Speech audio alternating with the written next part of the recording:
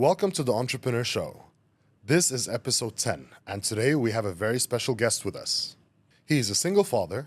He holds 4 different degrees, 3 masters, and a bachelor. He was working with his family in construction from 2009 till 2020, and later ventured off on his own. On top of that, he witnessed and participated in the construction of the World Cup 2022 in Qatar. He is currently working in a company that is managing construction of 800 million worth of projects. Ladies and gentlemen, please welcome with me our guest, Mohamed Sheikh Al Souk. Welcome, Mohamed. Hello. Pleasure having you. Pleasure all mine. I'm happy to be here. Thank you for the Finally, invite. I've actually had my eye on you for a while, and I thought, okay, let's give it some time, and then we'll finally have him on board. Yeah. So finally, I have you here. Yeah, Now, as I told you, I don't like being in this seat because I don't like people asking me questions. he has his own podcast channel, and by the way, it's amazing. You could check it out. And he's usually the one grilling guests with all the questions, but today is going to be the other way around. So But that's because you're really good. You're really good. So I was like, you know what? I'll take my chances with Abdurrahman. That's good. I promise to take it easy. So to start off in a very easy way, Yeah. who's Mohamed Sheikh Al Souk? Take us all the way back. Where did you grow up?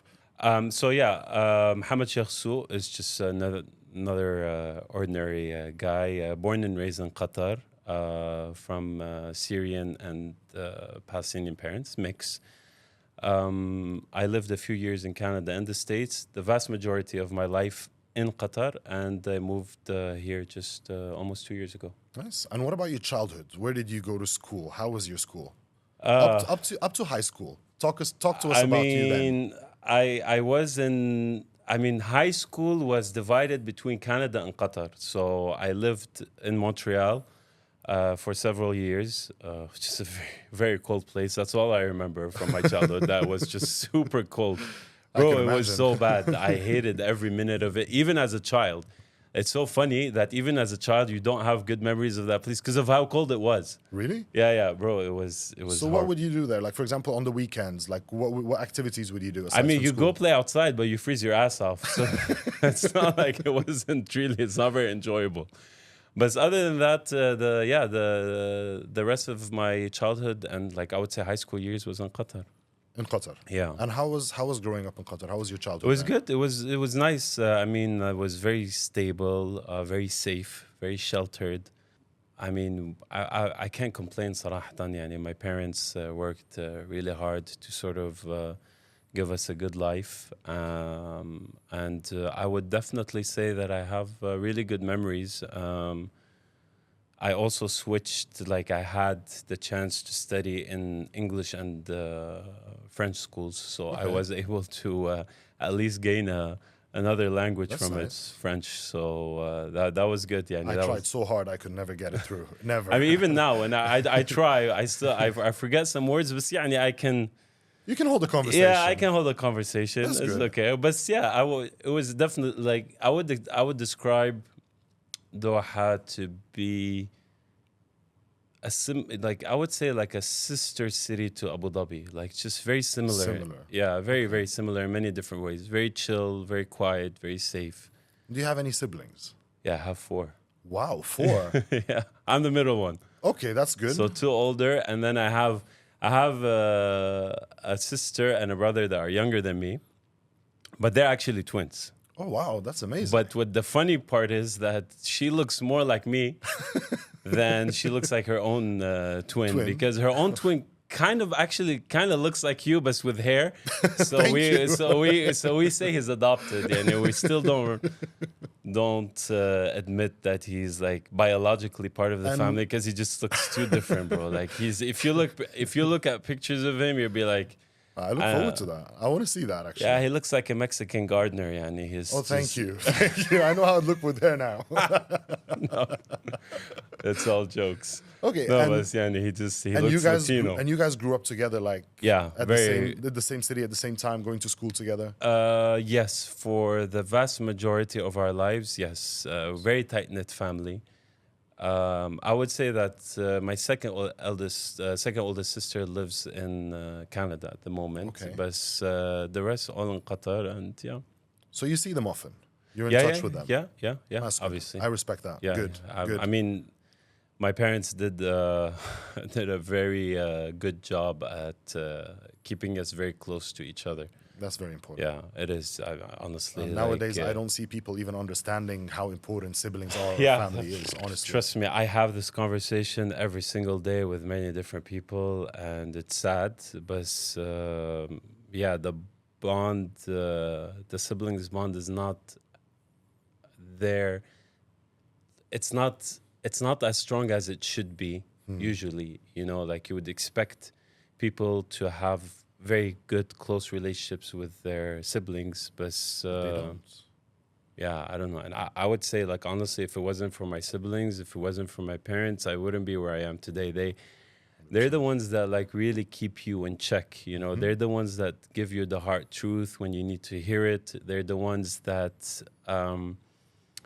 Will keep you support accountable. Yeah. And keep you accountable. Yeah, support you. I mean, I would say it's kind of unconditional when you have siblings. You would expect that from them. You would expect that from parents. They're the only ones that can give you unconditional love, in my opinion. Of course. But to keep you accountable is something also that's very important, because nobody else is going to really, tell you the hard truth when you need to hear it. So what do you think is the difference? Like, let's talk about nowadays, generations coming up these days, 20-year-olds and 18-year-old kids right now, with their siblings. They don't have the same bond that, let's say, our generation had, or they don't have the same family values that our generation has. Where do you think things got messed up, or where did they lose track of it? It's a very good question. At top of my head, I would easily say it's their priorities are just mixed up.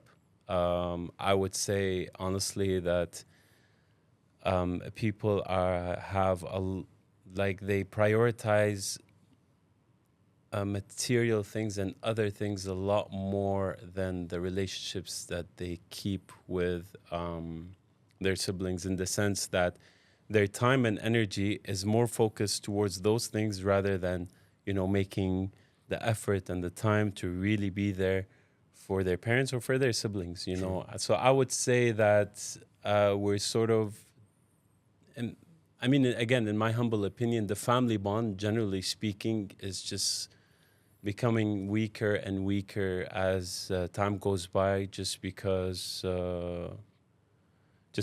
people really don't prioritize it as much as they should. And they will never realize how important it is until they lose it, or until something bad happens to them, and then they realize that there's no one around them.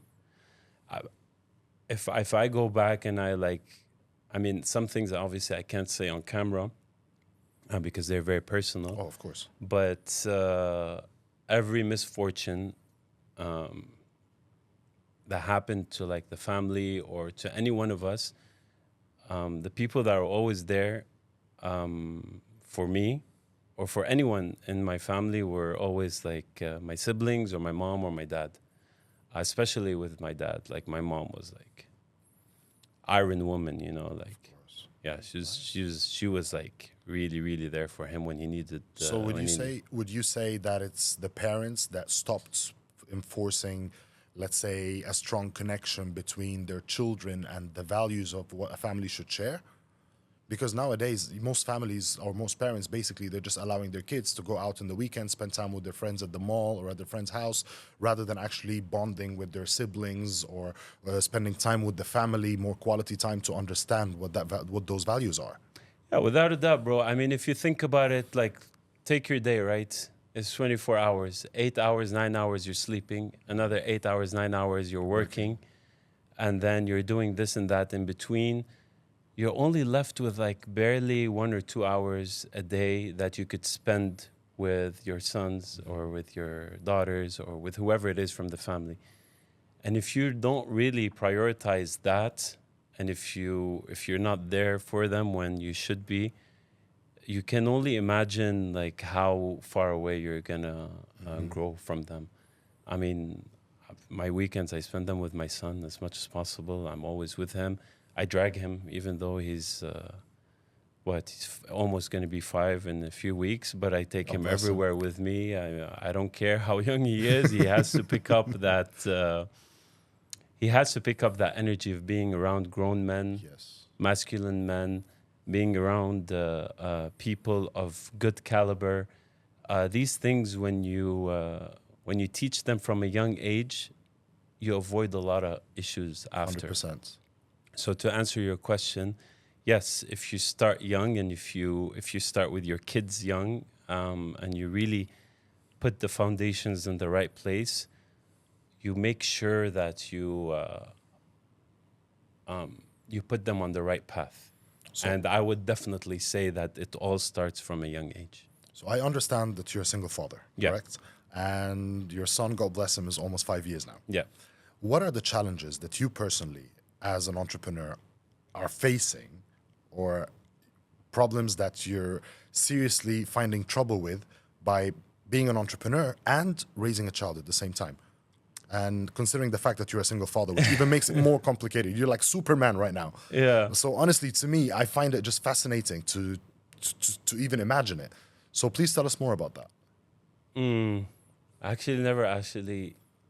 never actually thought about that. I never did. You deserve an award for this. Somebody give this guy a medal, honestly.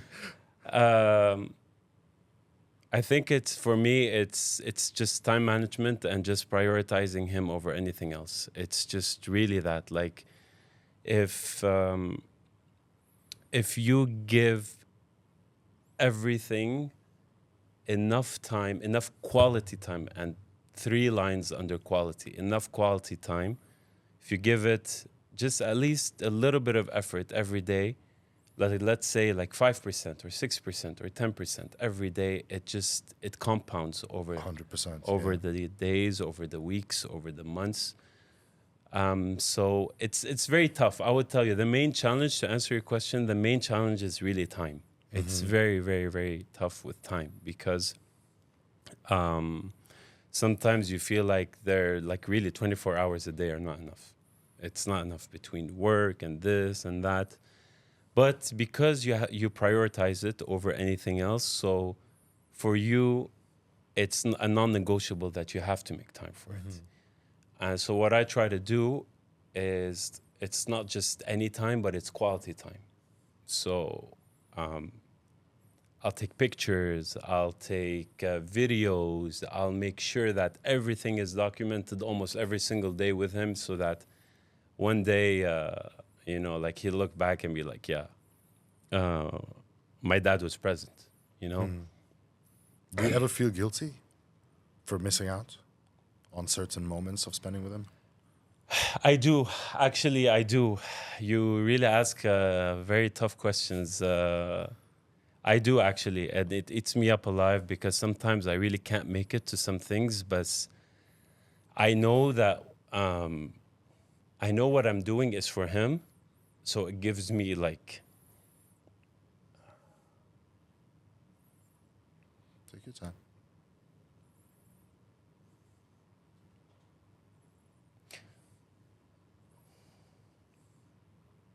Sorry. No, bro, take your time, man. No worries. I feel the same way. I'm on the same boat. Trust me. Yeah. That's where this is coming from. Shit, I did not expect this at all. Both of us are gonna start now. Let's not go there. I did not expect this at all. Wow. Okay. No, because honestly, I feel it, man. I sit in the office every day and I'm like, oh my God, like, I just want to be with him right now. I don't care about this business. I don't care Yeah. about anything. I just want it. Thank you. And that comes out of pure heart. That comes out of pure love and dedication. 100% I agree with you.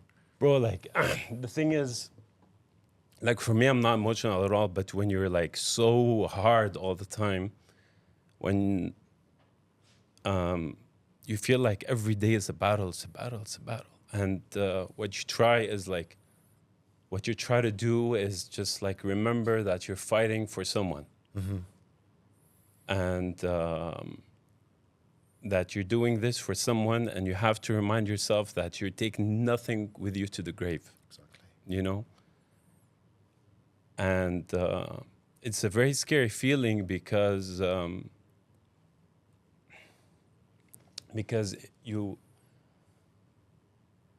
you freak out from like failing, and you always think to yourself like, man, if I fail, I'm not just failing by myself, but I'm failing him too. So this pressure like eats you up alive. So it's a constant battle every day to like Find the really make balance. it. Yeah. It's tough, and especially when you're like in our sector, like in construction and real estate, where you're like 24/7, non-stop work. Yeah. you're surrounded by like the toughest of the toughest people and companies, and you really have to be on your A game all the time. So yeah, I mean it's very tough, but again, it's the journey, it's the goal that you have to keep in mind. Like, why am I doing this?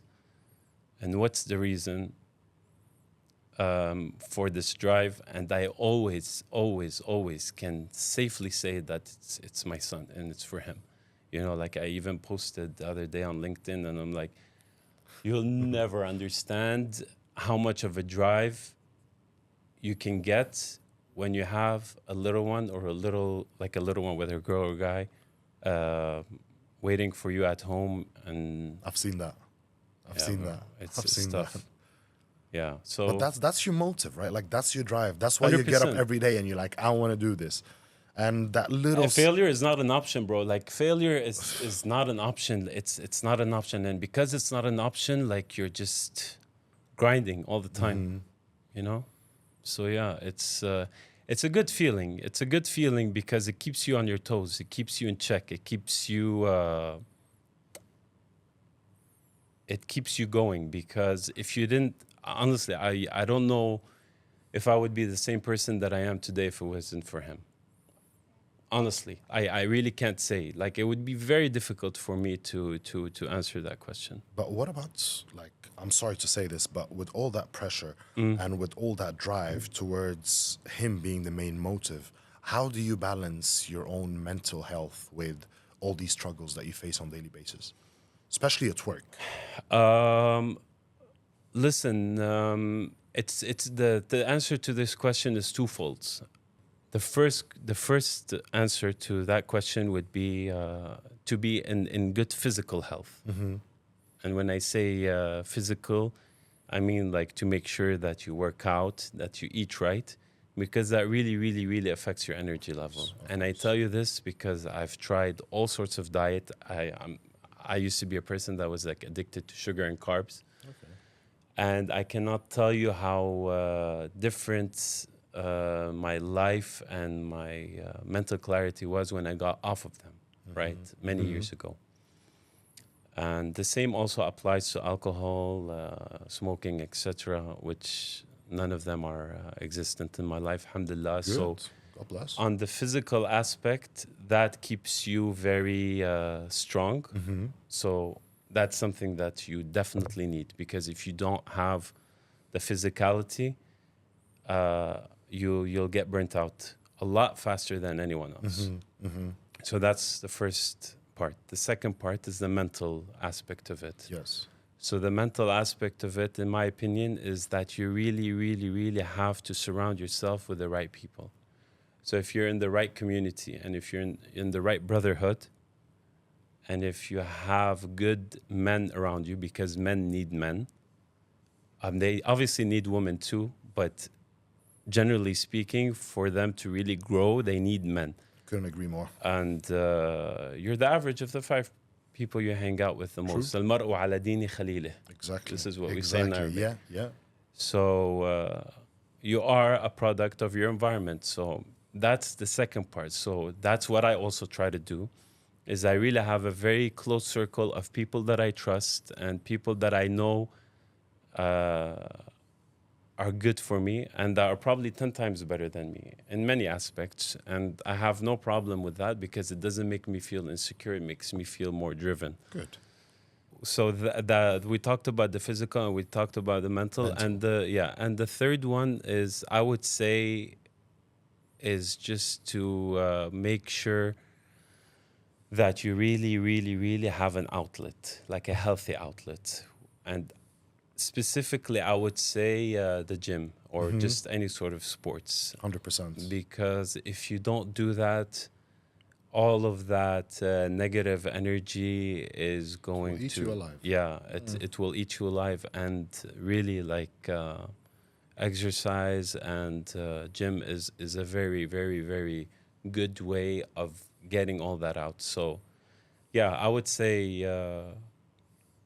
the fourth one would be for me is to read, Reading. and as much as you possibly can.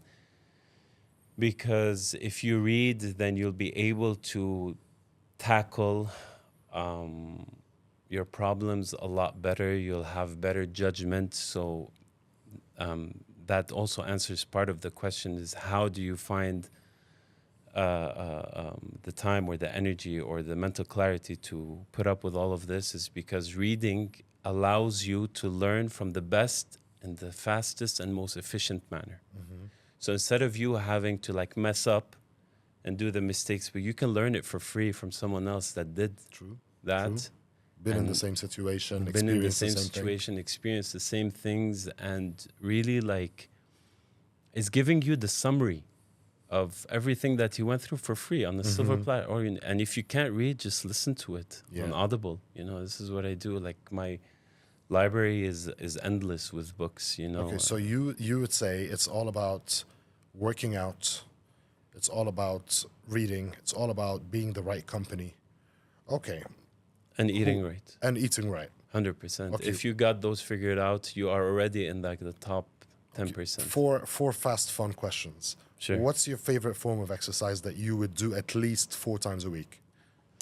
Good question. I used to hate running. Now I enjoy it. So I would say that, and I would say swimming. Swimming. Swimming. I see you swim a lot with your boy. Yeah, that's fun. swimming. There is a very therapeutic aspect to being in the water. You will never understand it until you start swimming regularly. How like that disconnect that you Yeah. get can be very, very therapeutic. You know. Okay. And obviously lifting weights.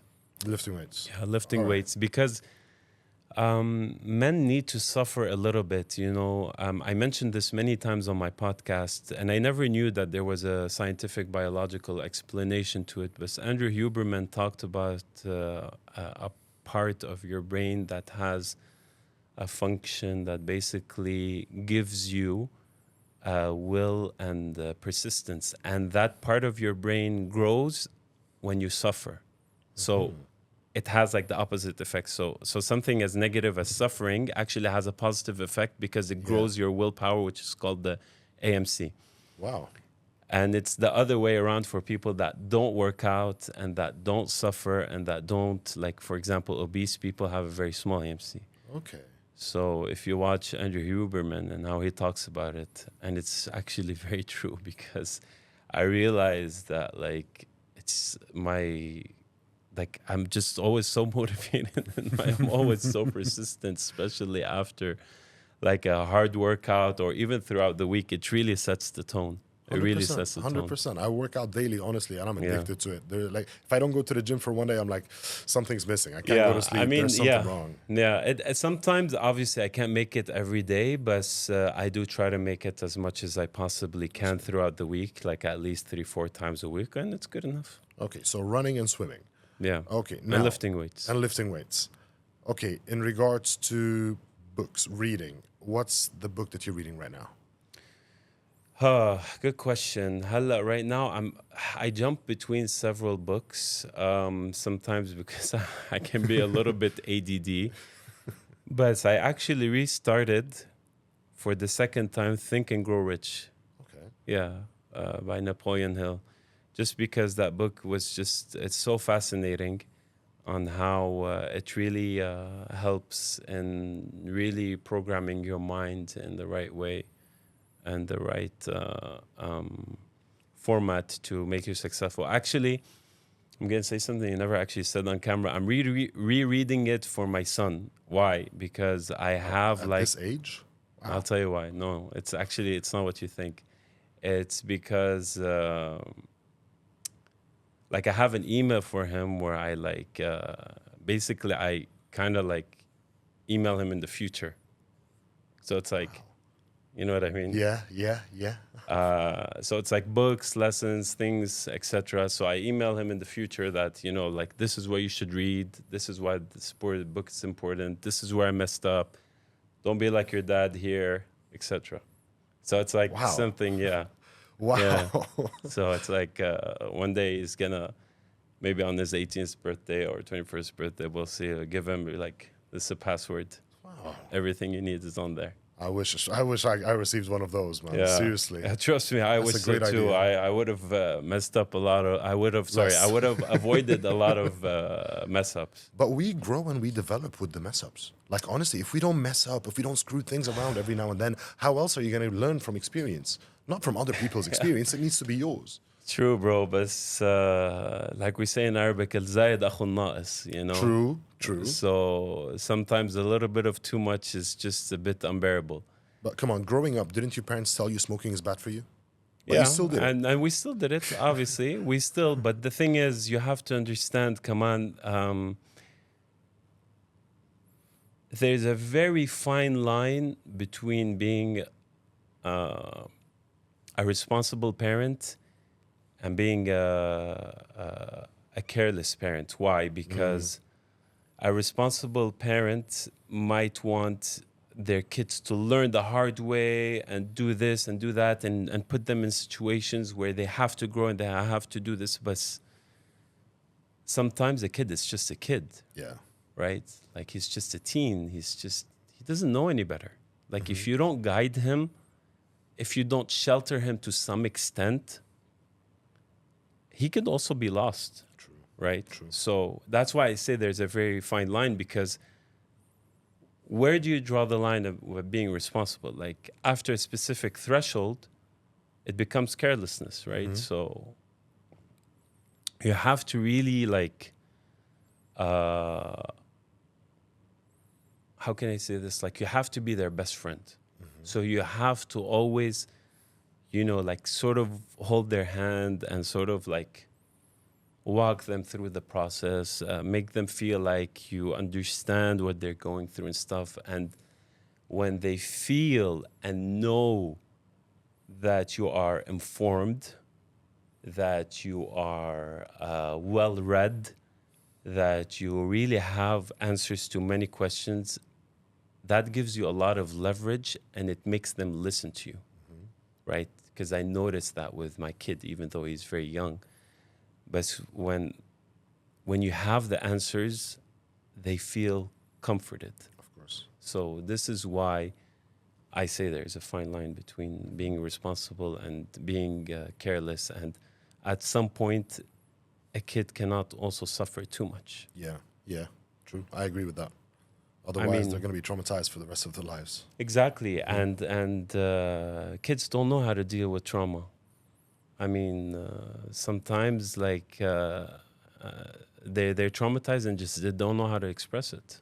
So you have to really, like, be careful. So that's why I would say, like, يعني in Arabic, امسك العصاية من النص, you know, like, just you have to Finding the perfect balance. Yeah, finding the perfect balance. يعني don't be too, like, don't let them be too independent, but also يعني try to, like, be there when they need. 100%. Okay, and then you spoke about your circle of friends. Name 2 of your circle of friends that you would keep till the rest of your life. It's only man. 2. It's only 2. It's only 2. But all right? the thing is, like, if I answer this question, it's gonna, like, upset a lot of people. All right, I would. Let's make it 5. 5 people, that's your circle, that you take to the grave. Who would they be? Oh man, I would. Is it okay if I skip this question just to avoid upsetting people? Because just because I have a lot of really good Okay. friends, right. I would prefer just to avoid that, because I don't want to cause sensitivities. All right, let's rephrase this in another way. Yeah. Okay, and you spoke about how important it is to have a good circle of friends. Yes. Whom from your circle of friends has been really influential in the past couple of years? Well, a lot. يعني a lot. I would. يعني I can't really put one name, honestly. I'm just like, I really try, but every single one of them has helped me in one way or another. every single one of them has helped me in one way or another. Whether That's a it's, blessing. yeah, yani, that's why, like, wallahi, I'm not trying to be difficult. Oh, As you 100%. can No, see, no, no, no. I'm opening up so much. More than I even thought. I'm still taking it easy with the questions. Don't worry.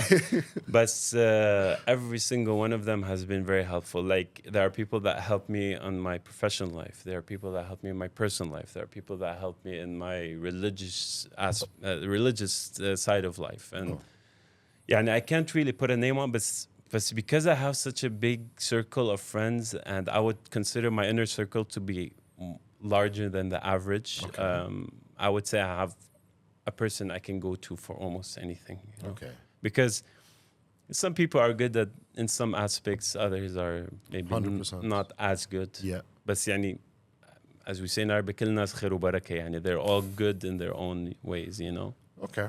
So yeah. All right, now let's move to the beginning of your journey. University, where did you go? Now, I'm aware you hold 4 degrees. Yeah. For the first time, I'm sitting with someone that holds 4 degrees. So Yeah. please tell us more about I it. did. I did university in Qatar. Then I switched. I transferred to the U.S. So I graduated from Purdue School of Engineering.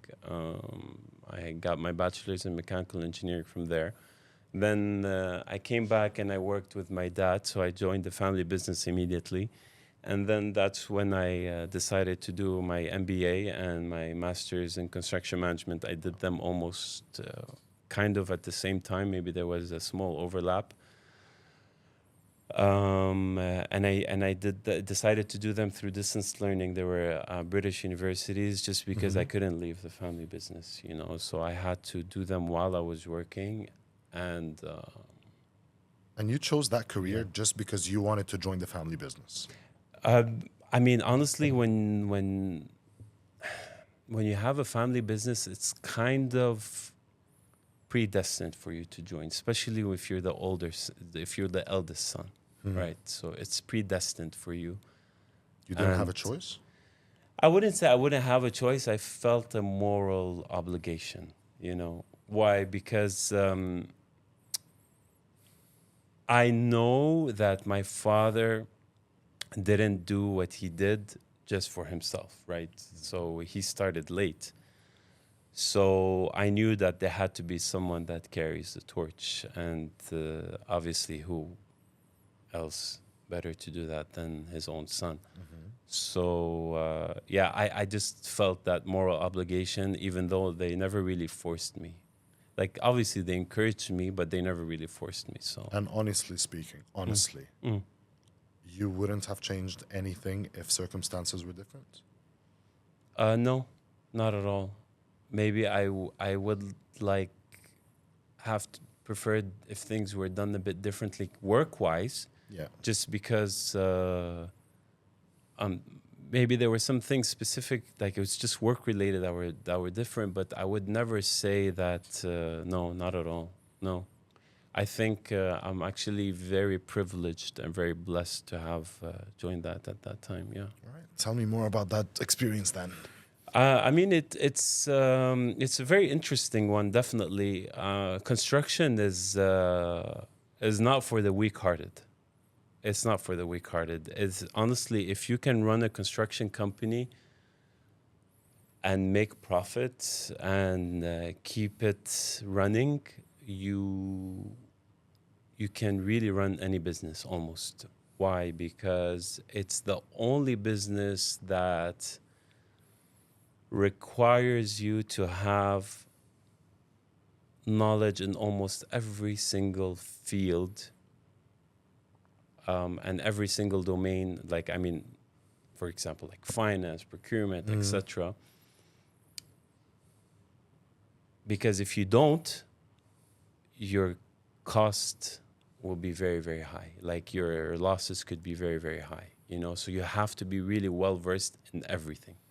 So that's why it's a very tough business. Like, people would say, yeah, but all other businesses are like that. No, because I would say that construction is like a bucket that's full of holes, and those holes are and you're like you're putting water into it, and these holes are just letting water out, and all you're doing every day is you're just trying to close these holes because it's just running costs. Never ends. It's never ending set of issues from every single possible way. You cannot imagine how hectic it could get. It's very, very, very tough domain, and you really have to be on top of your game to really like make it through.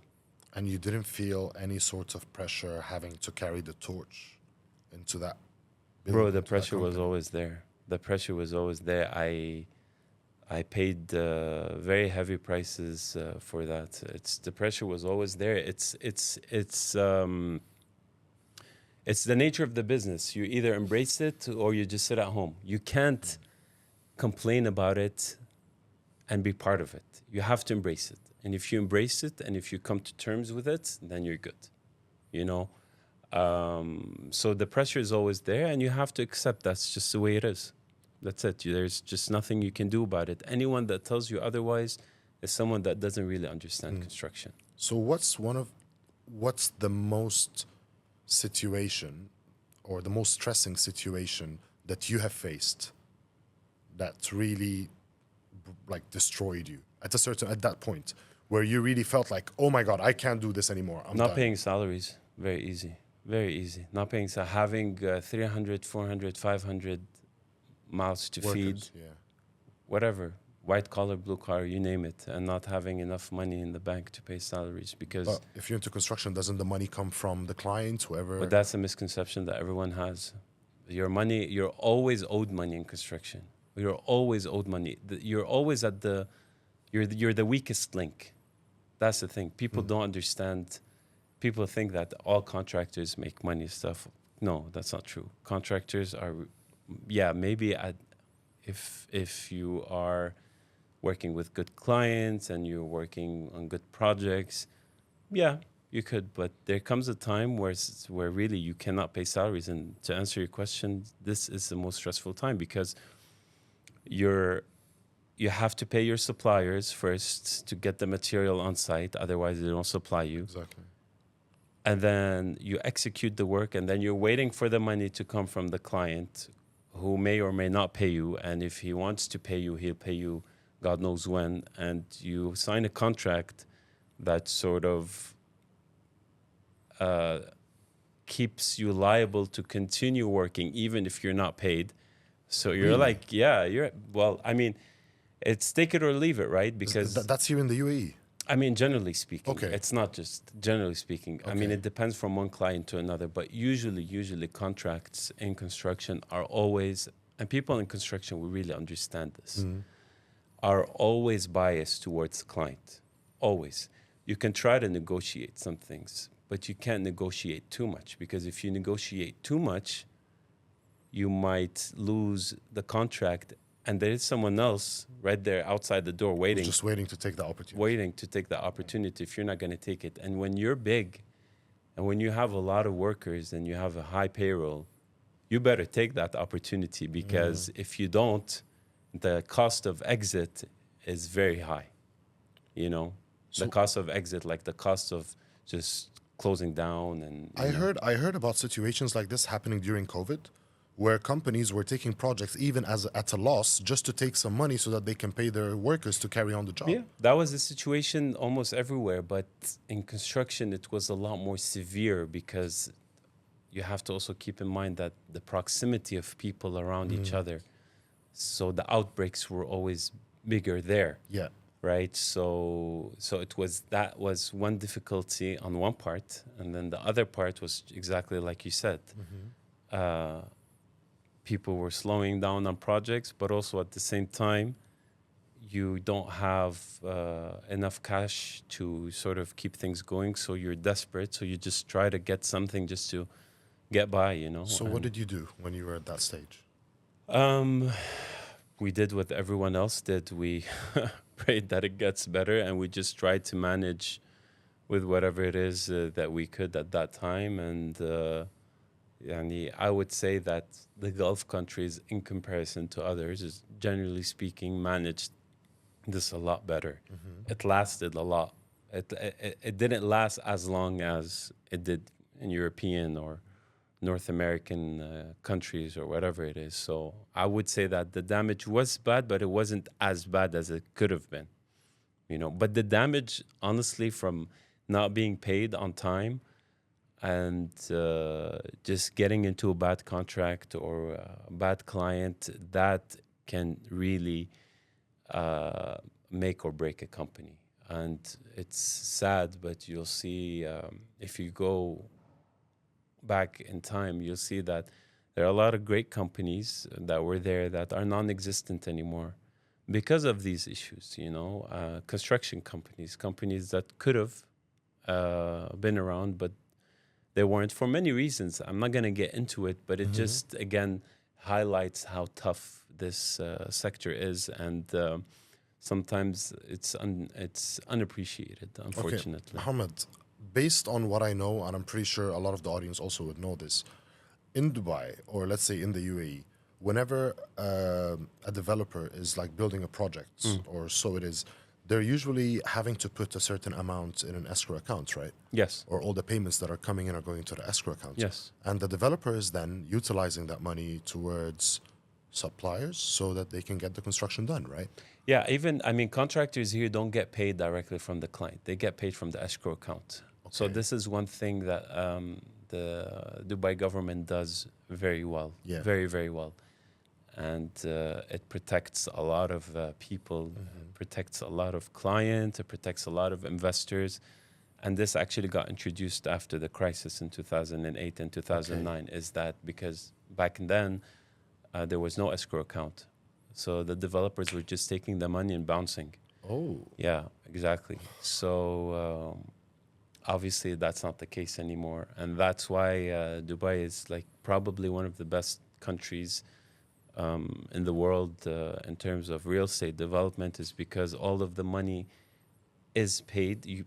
As contractors, they're paid directly from the escrow account. So the money, even from, for example, from people that purchase the unit or whatever it is, goes into the escrow account. And the escrow pays off for the... And the escrow pays off whoever needs to be paid. Yes, there are people that come from the escrow account to the projects that inspect to make sure that the work is at a certain level. Is at a certain 10%, level. 20%. And you get penalized if you're not. Oh. Yeah, so trust me, this is what I deal with on a daily basis. So if you're not up to like where you should be, the government here doesn't mess around. So you could be very... okay, so after this, let's say, setback or this fallback that you had, you still went ahead and ventured into your own construction company with a friend. Yeah, I had we had a few things going on for a few years prior, like leading up to the World Cup. Yes. Yeah, and tell me more about that experience, and what is it, or what's the link with the World Cup in Qatar? It's just because at that time it was booming. There was a lot of work, a lot of interesting projects. So it was a no-brainer for us to be part of it. And alhamdulillah, it was, we did well. We participated in contributing to this great event. And bro, despite the setback, if you're gonna be discouraged by every single bad thing that happens to you, you're not gonna last. You're not gonna last. This, this world is made for you to just go through ups and downs, and bad times don't last, and good times don't last either. So you better suck it up, be a man. Get over it and just move on, and just do what you do best. And for me, what I did best is construction, so that's why I decided to stick to it and just become better at it. And that's why I didn't let this setback affect me. I admire the persistence, honestly. Yeah. إن مع العسر يسرا, right? So 100%. Exactly. There's just with the hardship comes ease. So it cannot be smooth sailing all the time. It cannot be. It actually never is. It's more like 2 months of smooth sailing and 10 months of drowning, not knowing where you're going. Yeah, every exactly. single year. Exactly. Seriously. You have to be prepared for that. You have to be prepared for that. If you're not, you really cannot make it in this world, and it becomes tougher and tougher as years go by, because it's just the world is becoming a smaller place, and because it's becoming a smaller place, so the transfer of talent is very easy. Yeah. And when it's very easy, you're competing with really good people and very qualified people with probably deeper pockets than you. Yeah. So you really better bring your A game, or these guys are going to push you out in a few months. Like, for example, and I say that because, for example, Dubai, you know, anybody that has good capital, a good brain on his shoulder, and good qualifications with a good team can come and set up shop here very quickly and push you out very like in a heartbeat. So imagine that's what you need to like remind yourself of, is that you could be replaced like this. So there's no time to bitch around, Yeah. and there's no time to feel sorry about what happened. Yeah, no one cares. The cavalry ain't coming. No, it's just you. Honestly, It's just you and whoever is with you, and you just keep going and have faith that it will work out in your favor. And what is your opinion? Like right now, especially now, 2023, 2024, we're seeing a lot of foreign companies, development companies, coming to set shop and basically start developing small business towers or residential towers or even small compounds. Why are all these companies coming to invest, to develop here, while they have giants in the market like Imar, Miras, Nakhil?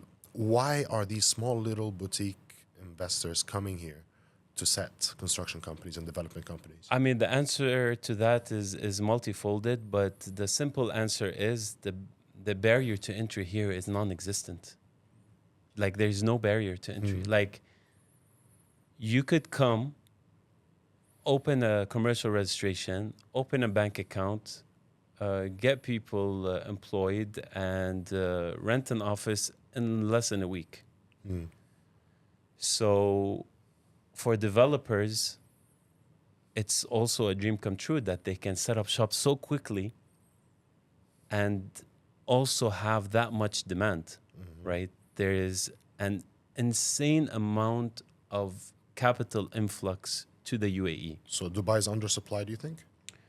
Dubai is undersupplied, yes, number one, because the population growth here is insane. Yeah. So it's 120 to 150,000 move here to become residents on a monthly basis. yeah, I mean it's insane. I mean I know the numbers on a quarterly basis, and it's around the bulk, around the figure that you mentioned. So you've got that, but you also have something that people don't really pay attention to, is that you've got crazy foreign direct investments that are coming in here, brownfield and greenfield, and those are really moving the economy in a crazy way. Once I had a gathering and I asked people, and I'm like, where do you think most of the investments are going in? And then everyone's like, real estate. It's like, no, it's actually the last. Real estate is literally the last sector that's getting a portion of the FDIs. Most of it is going through other sectors like renewable energy, financial services, automobiles, etc. in the UAE. So UAE and Dubai specifically rank between the second and the third city and country in terms of FDIs in the world, after the US and sometimes Singapore. So it's Okay. so it's always the US, Singapore. UAE, Singapore that are like fighting for the first three spots. And don't take my word for it. This is the FDI report. All right. Yeah. You know, anyone can open it and read it. So it gives you an indication. So when you've got that influx of capital, very no barriers to entry, an ecosystem that supplies you with infinite amount of talent and qualified people ready to work almost immediately. Amazing infrastructure. Millionaires in the hundreds or the thousands moving almost every month, every few months. And again, this is not like, don't take my word for it. These are all the articles. I'm very well read. I read these reports and these statistics very well. When you combine all of these things, it's a no-brainer that it's just going to go up. So obviously, like, these developers look at this market as it's a gold rush, you know, and because of the geographical location, so it's attractive to everyone from the east and from the west, you know. But those are the main drivers, and obviously there's a lot of land supply too. You have to remember that. I mean, Dubai, UAE in general is still a desert land, more or less. If you look at the map, well, the shoreline is like 72 kilometers, and the in-depth all the way to Al Qudra is only 20 kilometers. Yeah, it's just 75%. There's just so much land, and there's just the population is expected to double or triple, whatever it is. I don't want to say and give all these clickbaits that all these real estate agents say, like 100%. La la la la.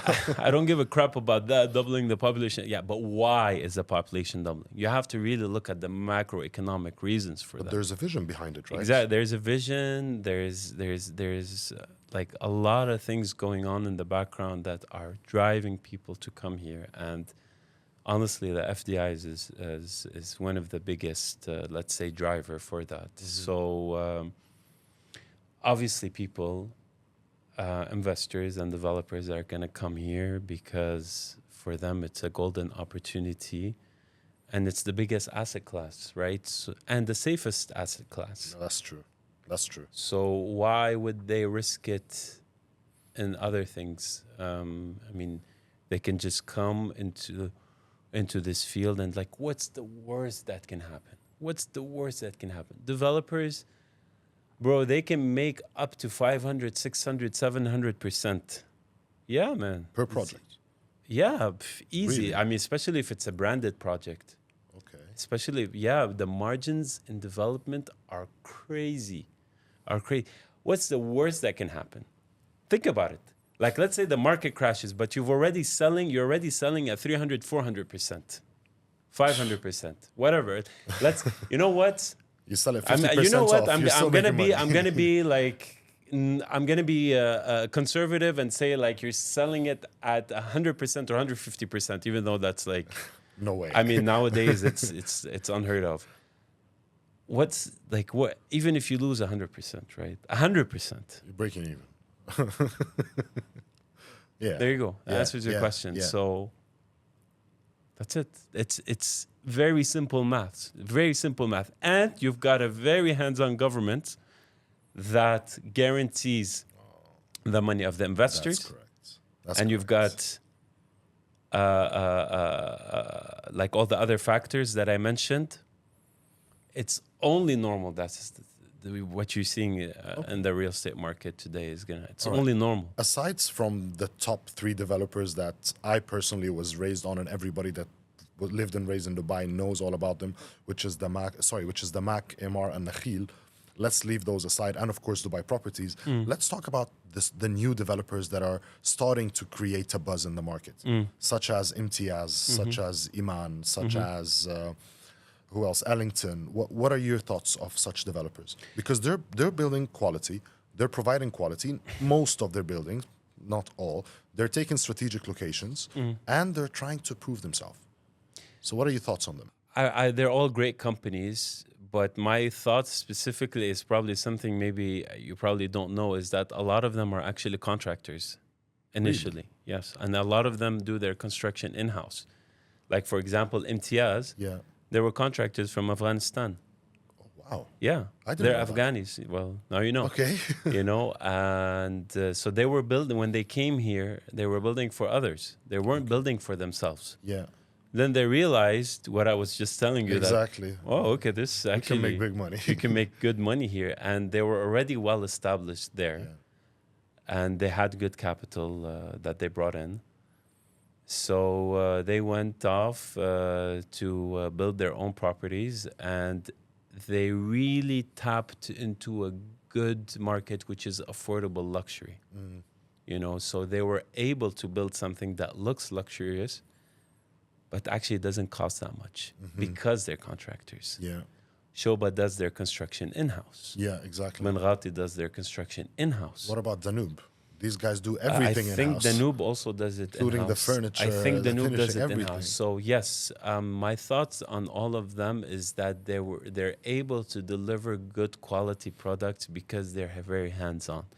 So they know how to build quality for a fraction of the price of what it would usually cost because they're doing it themselves, Okay. and make it look, you know, nice and luxurious, even though it might not be classified as luxurious. Yeah. No. So And okay, now let's say there are a few developers in the market right now who I personally know that they're just delivering crap, honestly. Bad quality, bad infrastructure, terrible community. They've done nothing wrong. yeah. But everything they've done is wrong, sorry. Yeah. But nobody is correcting it. And they're still selling. Crazy. And people are still buying. Is that ignorance from the consumer side? Or is that ignorance because is that because there is so much demand and there's not much supply? It's a combination of both. It's a combination of both. So it's definitely ignorance on the consumer side, because eventually a building after many years wears out and you start seeing it. And I tell you because I'm a contractor. I've been in this business and I've seen many things, and buildings really age very differently depending on the way that you build them. So if you build them with good quality, they last a lifetime, and they really maintain their, like, let's say, their aura. Especially if it's a nice area, you want to build something that like lasts, right? Exactly. So it's the answer to your question is a bit twofold. So it's ignorance on the consumer side, because they should do their due diligence and know which developers really focus on quality. And it's ignorance also on the developer side, because you have to understand that your building will be not worthless, but it will be worth a lot less than other buildings when you try to cut corners and you try to save so that you can maximize your profit. It's just going to affect your reputation down the line. And obviously, we're not going to put people on blast here, Exactly. but everyone already knows in the market who has crap quality and who has good quality. But I love this answer. I really love this answer. And I Yeah. think it's linked to the hidden question, Yeah. which I'm trying to deliver here. sure. Do you think it's the fault of brokers that are just trying to sell anything to foreign investors who don't have market knowledge, just so that they can make their commission rather than actually selling good quality to their investors? Again, partly yes, because a broker should have the moral obligation to advise the consumer or the client who's good and who's bad, because they all know. Everyone knows. They all know, 100%. right?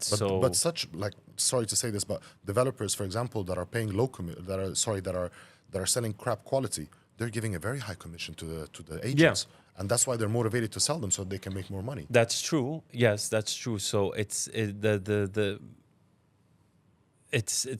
also partly the consumer's fault, because you have to understand that the broker is going to try to sell you anything. But God has also given you a brain, Oh, of course. Yeah. and you should use it, right? You should, when you buy, you're like, this is what drives me crazy, is that you're buying the biggest asset class, right? Like the biggest asset class. And you don't even do your due diligence about actually checking who is worth buying from and who isn't. So the consumer is also, like, the client is also to blame partly.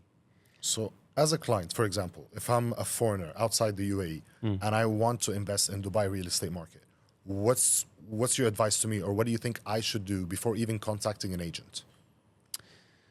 Good question. First, understand the market.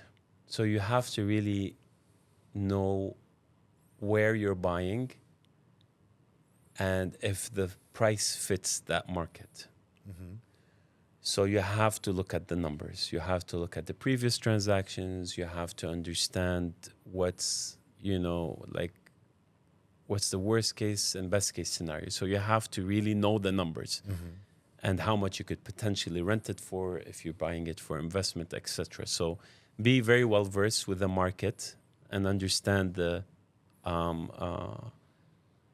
dynamics of it, because the beautiful thing about the Dubai market, it's all online, right? Yeah. Everything is online. Everything. Honestly. Everything is online.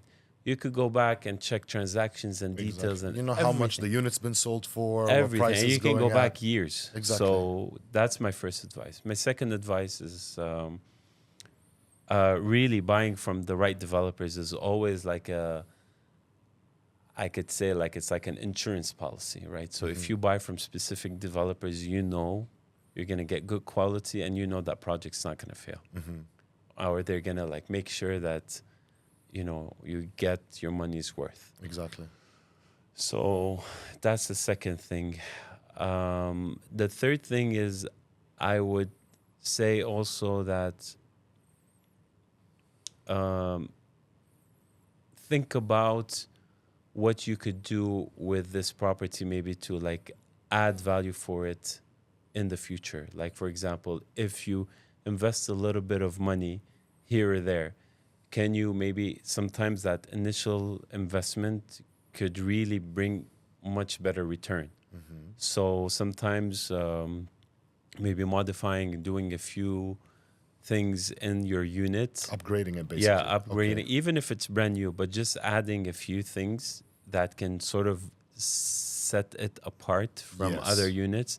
Because they're all the same. Yeah. Honestly, here, exactly. like, all the one bedrooms in the same buildings are identical. Yeah, because that's the thing. A lot of developers are just looking to save cost and money. So they just go to the designer, copy paste the design. Yeah. And copy paste everything, because for them it's a lot cheaper to build, and obviously maximizes the revenue as well. It maximizes the revenue, maximizes the profit. So if they're selling, they're really not gonna be too concerned about that. People only start worrying about setting themselves apart from the rest of the competition when the market's not doing very well and there's not so much demand. Exactly. Because then you're going to be like, okay, how can I peacock? How can I really stand out from like the rest? But we don't see this around here.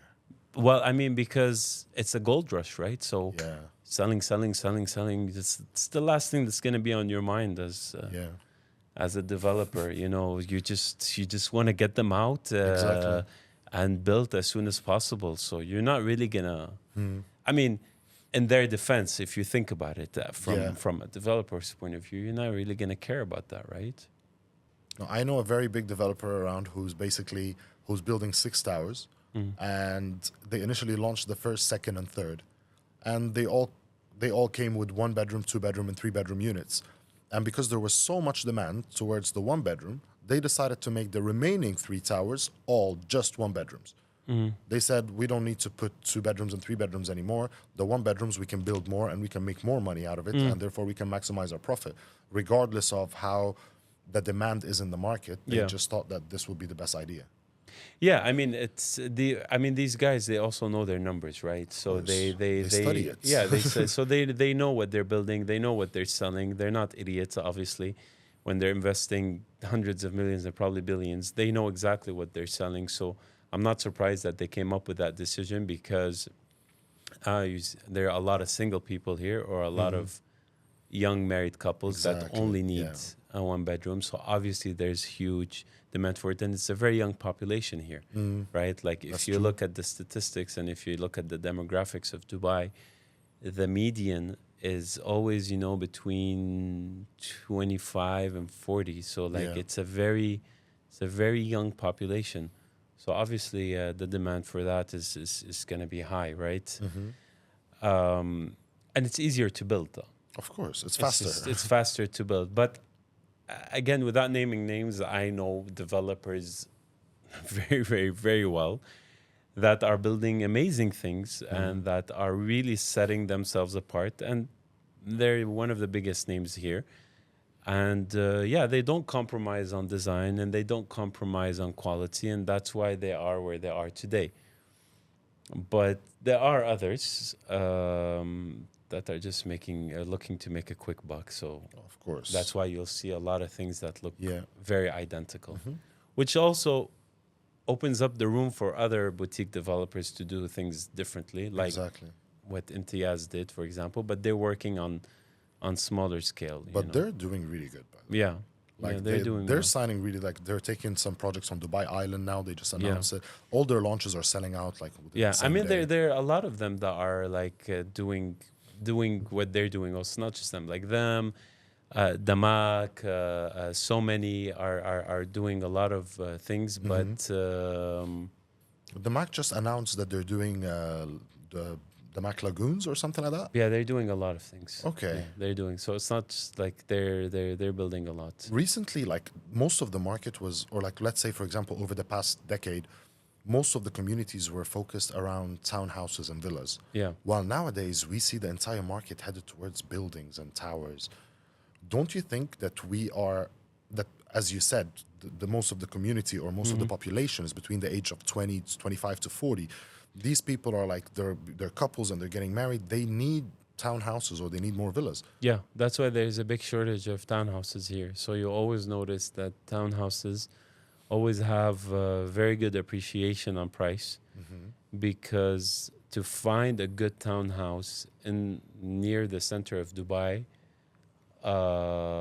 is very hard. Very, very hard, and if there is, they're always sold out very quickly. Like for example, Til Al Ghaf, when they Oh yeah, launched, that boomed like crazy. Yeah. And it was a good design, good community. That's by math, right? I don't remember who it was. I'm not entirely sure. I Okay. just know the development by name. Yeah. But like townhouses are definitely are definitely in demand because some people, like especially families, they want a house, but they don't want a big villa, Exactly. right? So you always Exactly. have like that sweet spot that's like missing. Like I don't want to be in an apartment, but I also can't afford the big villa, so I need something in between. Which One is of a my favorite townhouse. communities was JVT, Yeah, Jumeirah Village Triangle. Yeah. I love that place. Yeah. And when they launched it, they all had these 1-bedroom or 2-bedroom townhouses, a lot of greenery, a lot of parks. It was beautiful. yeah, But starting the past 7-8 years ago, the entire of JVT became just buildings. yeah. Building, tower. Because it's more profitable, obviously.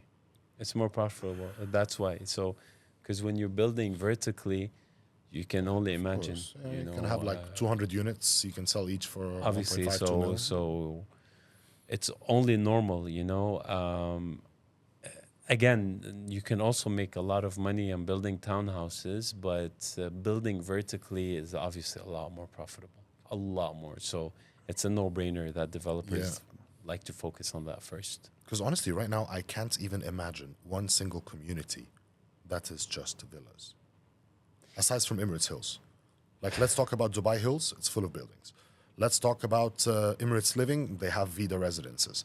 Let's talk I mean, about... you have, but they're like further away. Like you have like Jumeirah Gulf Estates. You have no, but actually They have no, some that's buildings wrong. there. They have buildings. They have buildings Yeah, there. that's If you true. think about it, Expo That's they have true. there. That's true. Okay, Imar South, no. But Okay, that's the so- thing. That you can't just have it just villas, right? Like there has to be a mixture because Yeah. you also need traffic, so you also need big population. Because when you build these big communities, you have to make sure that they're serviced, right? So and usually big communities are always on the outskirts. They're always Yes. outside. Yes. So you have to build schools, you have to build Hospitals, supermarkets, medical everything, centers, yeah. etc. Okay. But if you're only building houses, you're not really having a big enough community to serve that. So exactly. that's why you need to have buildings. So it makes sense because Yeah. in a building you can house thousands of people. Exactly. Right. And you can have the facilities downstairs. You can have a laundry store, you can have a supermarket, a pharmacy, a pet shop. That's it. You've got them everything. But also all of those people that are living in those buildings are always going to use these facilities, like the supermarkets, Gotcha, the schools, etc. So it's a population it's a population game. Like, you have to have a quota of people for that investment to make sense, right? Because it's a big investment. Construction is very costly. So you need to have a big enough community for that investment to be profitable for you as a developer. Of course. So could you share with us the moments where you realized that construction and real estate was the actual, let's say, passion for you to pursue in your career? I think it's when my dad took me to the site for the very first time. Right? How old were you then? I was like barely 10. Wow. Yeah. I was barely 10. And just the joy of just watching something being built and going up like that is very fascinating for a young boy. Of course. Right? Because it's just like big Legos, right? It's just Legos, but real life Legos, Exactly. kind of. So I would probably say it was instilled in me from a very young age. So I think, yeah, that pretty much answers the question. And just, I mean, obviously, like, him starting the business and, like, opening up the doors for me and my brother, and just doing this for us, again, as I said earlier, I just felt that, khalas, it was just destined, and this was my passion. I always liked it from a young age, and I can do this I can do this for myself, for my family, for my dad. So sometimes you learn to love things even when you thought that you wouldn't have a passion for it, right? So my passion did start from a young age, as I said. Like, I always loved it when I was 10 or less. But over the years, and especially when you start working, it becomes also a love-hate relationship. So it becomes like this toxic ex, right?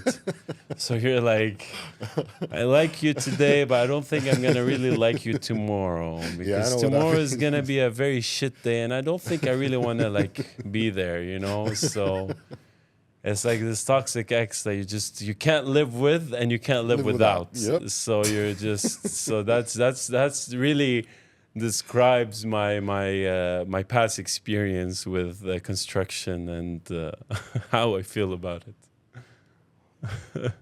Now, we know that working with family can be a bit frustrating. Yeah.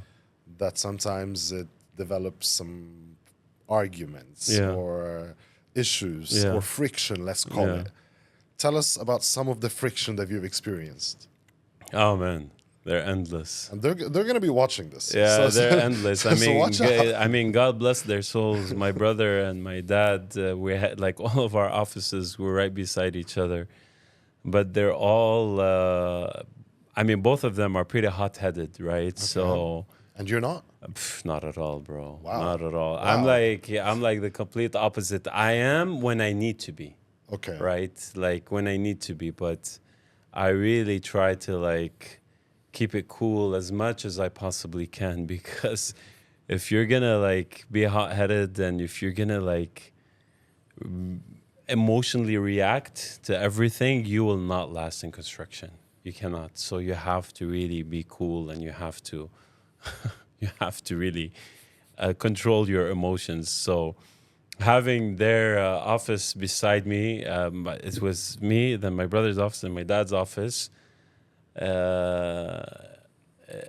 It was a bit of a comedy show sometimes, because it would just be like this, like, it's just funny because just the dynamics were just so different, and we're polar opposites. Okay. So the reason why I would say it would be like a comedy show, because, like, for example, we'd fight over something like related to work. Obviously, it's never anything personal. But then half an hour later, you're sitting with them on the dinner table, and having a normal conversation. Like it just messes up with your brain. Like it's just so weird. Like I was just fighting with you. Like, and you know, like it get very intense, Yeah. right? Because everybody wants to do something in a different way, and But so yeah. that's where you learn like business is separate than home. Regardless, like, okay, I hate you in the office momentarily, but then back home we're family. I still love you, and you gotta keep that balance. Yeah, I mean, you got to keep that balance, but it's just still again very hard to work with family sometimes, not always sometimes. But I loved every minute of it. It is challenging because we're very different, but I loved every minute of it. I cherished every minute of it.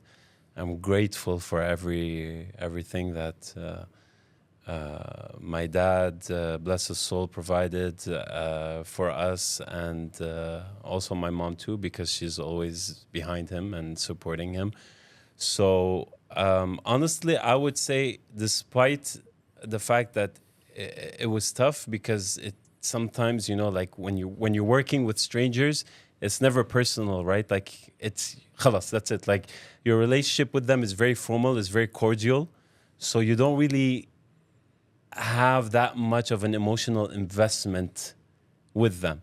But with family, it's very different, right? So you can't be like that. So there's always that emotional aspect. But yeah, I would honestly say that regardless of all of that, it was actually it's such a blessing to be able to work with family and to have all of your energies and your goals aligned towards something, and for the improvement of the family as a whole. And that's why I think anybody that has a good family unit is very blessed and very lucky. And if they can do something together, they should, because that's how you grow, right? And the number one thing that differentiates working with family from anything else is that there is unconditional trust, right? Just about to say it. Like you don't Yes. have to second guess You don't if need it's to your worry brother. about. You don't No, have, yeah, that's you don't not have to optional. worry about it. So you're, I mean, it's your brother, it's your sister, it's your mom, it's your dad, whoever it is. That is a priceless thing to have. Gives you peace of mind, It's at a go. least, Of course, it gives you, 100%. because as I told you, like construction is a bucket full of holes. There's always people that are doing this and that, and when you have family on top of it, it's just that worry goes away. So yeah. Okay, now this is a personal question that I have, and it would really help me and the audience understand more about you. Till today, okay, up until October 2024, what do you think is the moment with the biggest achievement? What is the biggest achievement you have achieved to date that you think your son in the future is going to be the most proud of? Good question. My son? Yes, nobody else, just him. Up until this day. Uh, And this is going to be on the internet, so he's going to see it at a later yeah, stage. yeah, for sure, for sure. That's a very. You ask a lot of tough questions, man. I would definitely say for me to just really be. I had to change a lot of things in my life for me to be where I am today for him. And I would say that this probably was the proudest moment, because it was a very, very, very hard decision that came at a very high cost. But I did it nevertheless because I knew that it was good for him. So there was a lot of sacrifices without getting into details. But where we are today because of that. And I would definitely say that this is something that I think he would be very proud of, because again, as I said earlier, everything I'm doing right now, I'm doing it for him. I take nothing to the grave with me. I would definitely easily say that I just really wanted to step in the shoes and really be the role model father for him, because I knew that this was something that is going to greatly affect his life in the most positive way, right? So because it was a very tough decision, I still went ahead and did it, because I just feel like it was for his own sake and it's for our own good. So I would definitely say that was my proudest moment, is just to prioritize him over anything else.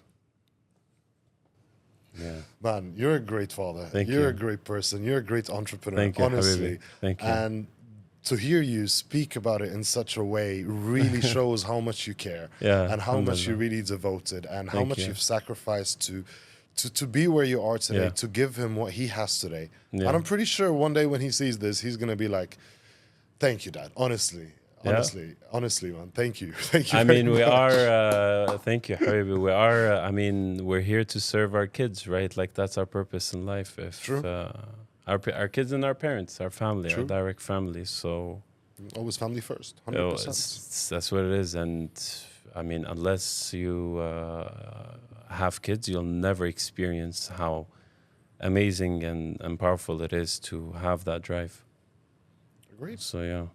All right, sir. Now, to the final thing. I need you to give one piece of advice to entrepreneurs, to guys that are really busting their asses off trying to make something out of themselves in the UAE.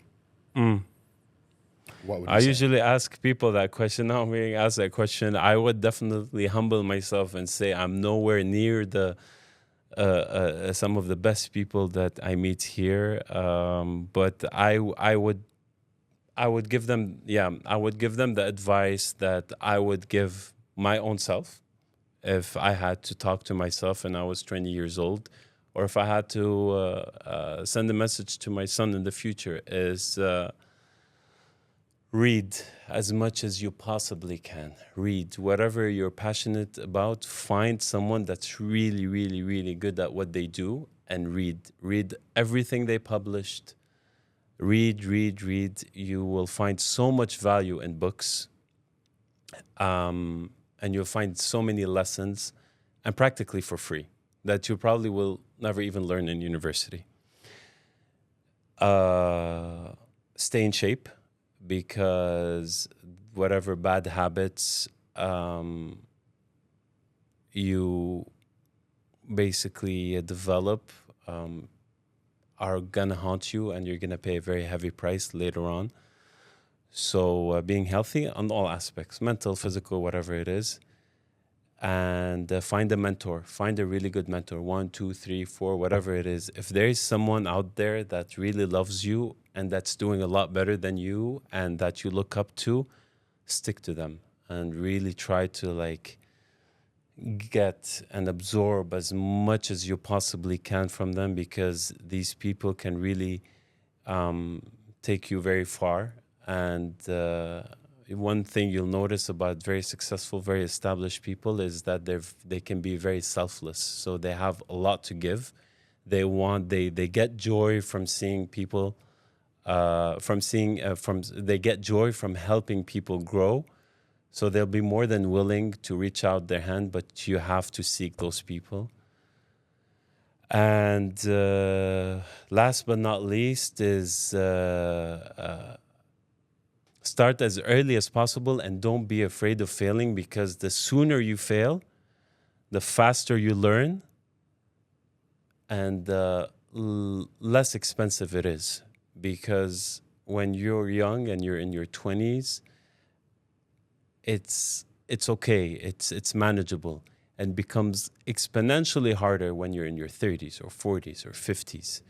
So when you start really, really, really early, and you prioritize your future and your career and your work, or whatever it is, from an early age, you buy yourself freedom later on. And when you fail fast, you're failing forward, and you're learning quickly, and you're just repeating and improving. And you're only going to learn through experience, because because good judgment comes from bad experience. And that's the only way forward. So that would be my four things that I would advise anyone. And I mean, think about it. If you live to 80, you live to 70, whatever it is, if you can manage to maximize your potential within the first 30, 35 years, 40 years, you've bought the freedom for the rest of your life. Exactly. Well done. Yeah, so that's There my you go, advice. guys. Mohamed Sheikh Al Souk, thank you. Thank you for Thank you having so me. much That for was today, great. man. Thank Pleasure, you so buddy. much. Pleasure. Baby, appreciate it.